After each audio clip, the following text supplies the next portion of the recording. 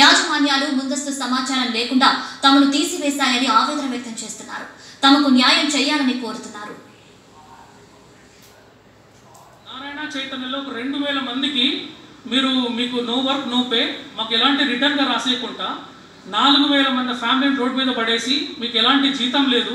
మీరు అలా అంటే ప్రతి కాలేజీలో 90% ఆఫ్ తెలంగాణ ఎంప్లాయీస్ అందరినీ కూడా రోడ్డు మీద పడేసారు.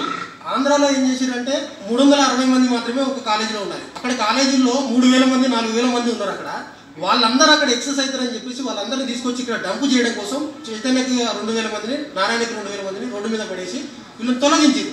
మేము 20 ఏళ్ళ నుంచి కష్టపడి క్యాంపెయినింగ్ చేసి పిల్లలను తెచ్చుకొని సంస్థని డెవలప్ చేసి ఈరోజు కొన్ని 100 బ్రాంచ్లు ఏర్పాటు చేసుకునే విధంగా మా చైతన్య మేనేజ్మెంట్కి మేము సహకరించాము. కానీ వాళ్ళు మా వల్ల మా కష్టాన్ని తీసుకొని కోట్లు వాళ్ళు సంపాదించుకోరు. కానీ మేము మాత్రం ఏ విధంగా డెవలప్ కావాలి. మేము చెప్పిన స్టూడెంట్స్ ఈరోజు లక్షలు సంపాదిస్తారు. కాకపోతే నిరుపేద వాడు ఎవరైనా ఉన్నారంటే కార్పొరేట్ కాలేజ్ లెక్చరర్సే. సికింద్రాబాద్